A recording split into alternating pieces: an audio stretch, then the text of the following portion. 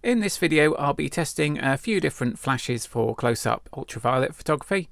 We'll be looking at the Godox AD200 Pro with the standard head, the AD200 Pro with the bare bulb and the AD-S2 small reflector dish, the Vivitar 283, the Cokin Creative Flash, the Canon MT24EX Macro Twin Flash, and the Godox R200 Ring Flash head for the AD200.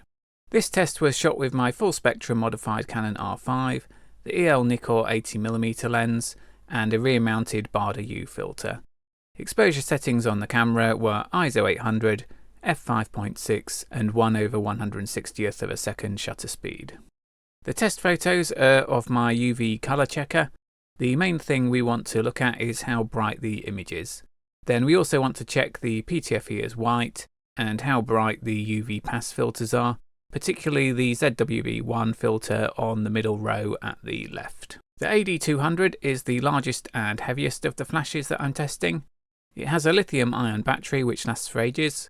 You need a Godox flash trigger on the camera to trigger it, and you can control the flash power from the trigger unit. First we'll look at the AD200 with the standard head and no modifications. This was at 1/16th power. The Fresnel lens of the standard head blocks UV, and so we end up with a black image. Next we'll try the AD200 with the standard head again, but modified to remove the Fresnel lens. Again, this was at 1/16th power. This gives us a good image. The AD200 comes with a bare bulb head, and you can purchase the AD-S2 reflector dish for it quite cheaply. This gives a very similar result to the standard head. Note that this was with the flash body kept at the same position as the previous shots with the standard head, and the reflector dish sticks out quite a lot more than the standard head. In practice, you generally want to get your light source as close to your subject as possible, meaning with the bulb head and reflector, you'll need the flash slightly further away than you would with the standard head, resulting in slightly less light.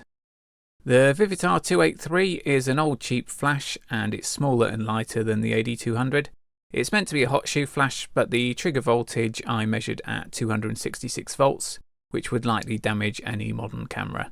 The flash uses 4 AA batteries, and the wireless kit I use with them uses AAA batteries in the receivers and a coin battery in the trigger.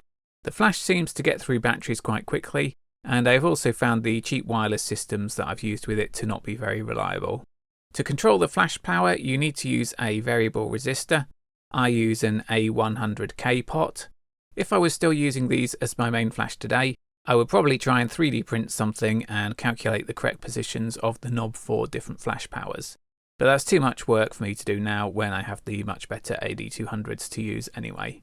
This was shot with a Vivitar 283 with the Fresnel lens removed.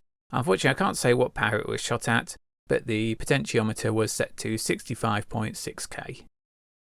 And this is at full power.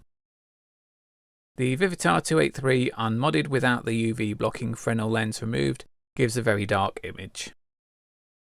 The Cokin Creative Flash is an old flash with 3 small flash heads. It mounts on a Cokin A filter holder on the end of your lens, though for this test I just handheld it. It takes 4 AA batteries. The flash has a lot of pins on the foot, and you can adjust which camera system it is for, though I don't know how well this would work with modern cameras. I used manual power at 1/16th for these tests. The trigger voltage I measured at 10.4 volts.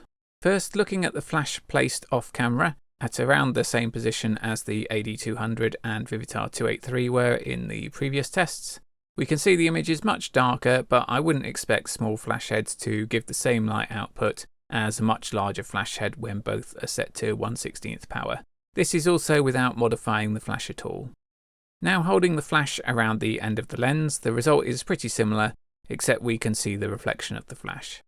With the plastic removed from in front of the flash tubes, there's not much difference. This is with the flash placed around the end of the lens, and this is with the flash off camera at approximately the same position as the Vivitar 283 and AD200 test shots were. So we can say that the plastic in front of the flash tubes doesn't block much UV, and there's not much point modifying the flash for UV use. The heads allow you to adjust the angle, but I found that they do not tilt in enough for work at close focus distances. I think this is partly due to the tilt angle not being very much, and partly due to how far in front of the lens the flash heads sit, meaning that they need a greater angle than something where the flash heads sit slightly further back, like the MT24EX. So while okay for close-ups, the Cokin is not so great for macro work at life size and above. The MT24EX macro twin flash from Canon is quite old now, but still much more recent than the Vivitar 283 and Cokin flashes. It was my main flash when I used to do a lot of insect photography. This takes 4 AA batteries and provides 2 small flashes that sit around the end of the lens, which you can position individually. The flashes can also have their tilt adjusted and tilt down at a good angle, making them suitable for both close-up and macro photography. The flash ring fits directly onto some Canon macro lenses, or otherwise a Cokin A ring can be used. Without any modifications, I had to set the power up to full, and the image is still barely visible. This is with the flash off camera. With the flash at the end of the lens, it's the same. If we remove the Fresnel lenses from the MT24EX flash heads, we get a much better result, similar to the Cokin Creative Flash. This was shot at 1/16th power and the flash at the end of the lens. With the flash off camera, we get some weird shadow patterns, but I'm not really sure of what the cause of these is. The MT24EX is much more complicated to remove the front UV blocking Fresnel lenses than the other flashes. The other problem with it is that the Fresnel lenses are moulded and not just a flat piece of plastic that slots in. This makes it much more difficult to replace with UV transparent plastic. I did think that maybe the white plastic could be removed as well and replaced, but the design of it integrates with the rest of the flash head and would not make this an easy replacement.